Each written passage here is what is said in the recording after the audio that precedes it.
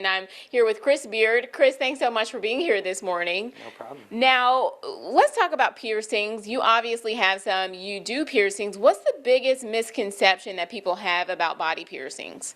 I think it's mostly just that piercings are for, weirdos or people that get in trouble. Right. In reality, everybody gets pierced. I've pierced everything from college students to 80-year-old women. In fact, more of the older generation, the more professional people are the people that come to my studio. Yeah. And you said, as far as the professions nowadays, you get a lot of doctors, a lot of people in the medical field. Yes, mostly nursing students. Okay. Yeah. So there is no one person or stereotype for who gets piercings. Now, when it comes to getting a piercing, a lot of people see it as dangerous, or they see you going sneaking and getting it done in a dark alley, but obviously that's Like not you the like I did. It wasn't an alley, it was more like a basement, but that's beside the point. Obviously, this is an establishment and people come here. What kinds of techniques do you use to make sure that you're safe and that you're up to code with what's going on in the industry? Sure, we do weekly autoclave testing, top of the line autoclaves which sterilize all of the equipment that we're going to use. We all single use needles, the jewelry's all implant grade, internally threaded, and usually hypoallergenic stuff like niobium and titanium. Right. Now, you're from the area, but you've lived everywhere and you came back up here to start this business. What are the trends that you're seeing in the piercing industry? The piercing industry is actually getting significantly better. People are going more towards high-end jewelry, safer practices, and the jewelry itself has completely changed in the last few years. Yeah, and you say a lot of people, it's more of a seasonal thing, and you're getting a lot of customers come springtime. Why is that? Everybody wants to show off their beach bodies. Okay. A lot of people, I feel like in the winter, especially up here, a lot of people kind of stay inside, but as soon as beach time comes, everybody wants new piercings to show off, so. Okay.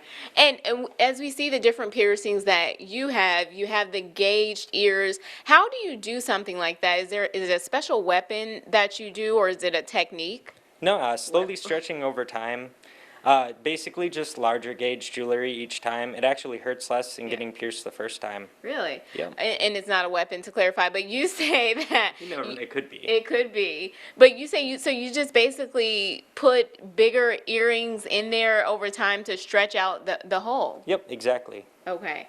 And so what else is a trend as far as location on the body? I know that a lot of people are getting this part of their ear pierced, which is, what's that called? Tragus. The tragus. Yep.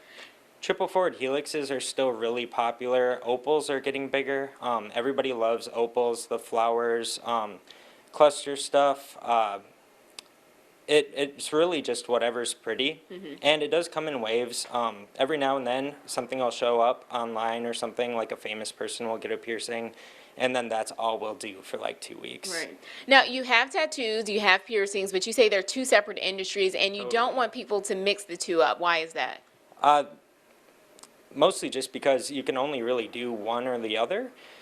Tattooing something that I would never touch. If I had a tattoo machine, people would cry. They wouldn't want to see the work that I'd produce. Okay. And I just feel like people should focus on their profession, get perfect at one thing before moving on to another, and that's what I do. Yeah. And we're going to talk about, coming up later, what you specialize in. We'll also talk about why Chris doesn't do piercings for babies or children, and what's the reasoning behind that. I'll take it back to you, Vicki. Several, as Ashley would like me to say, but I'll tell you what, there's nothing to worry about. So, but you don't have to take my word for it. Ashley Kirkland back with a professional to show us more, and probably not, hopefully not more of where those piercings are on you, Ashley. Certainly not, Sam, but it is a safe industry, especially nowadays. There's a lot of improvements and things that people may not know about coming into it. And I'm back here with Chris Beard, who's owner of Precision Body Piercing. Chris, thanks so much for being here again. Now, in the previous segment, you talked about how you get an autoclave check. Explain to everybody exactly what that is and why that's safer for people. Absolutely. The autoclave sterilizes everything. It takes needles, jewelry, tools, and makes sure that everything's completely safe. And we do test it 4 times a month. 4 times a month. And you said that if people go in to get a piercing in the shop and they don't see that, they should run. You should run, yeah. Okay, because that means that they're not sterilizing the equipment properly. Absolutely. There should be one in every single tattoo and piercing studio. Okay, that's good to know. And you also talked about you don't do piercings for babies and infant children. A lot of people like to get that first piercing maybe for their daughter. Why is that? Why don't you do those? I feel like people should be old enough to choose. So usually 6, 7 years old, that's old enough to, for a little girl to come in and want her first lobe piercings, but no babies. Right. So it's not that it's not safe or that could it be harmful to them in the future? It could, not necessarily harmful. It could be if done improperly, but bodies grow, piercings can move, so one lobe could be here, the other one over here. Right. It's the reason why I don't do it. Okay, gotcha. And when I came in and I was under the impression that you use a gun to pierce, but you said that's not the case at all. It's a big misconception. Yes, we do everything by hand. All needles and tools I actually hold. I can control everything. The guns just aren't as safe as they could be, and the needles are significantly better. I have to say, doing things by hand makes it sound a little bit worse to me, but that's not the case. You have some tools that you can show us that you do use. What are some of the things that you use for piercings here? Mostly just needles.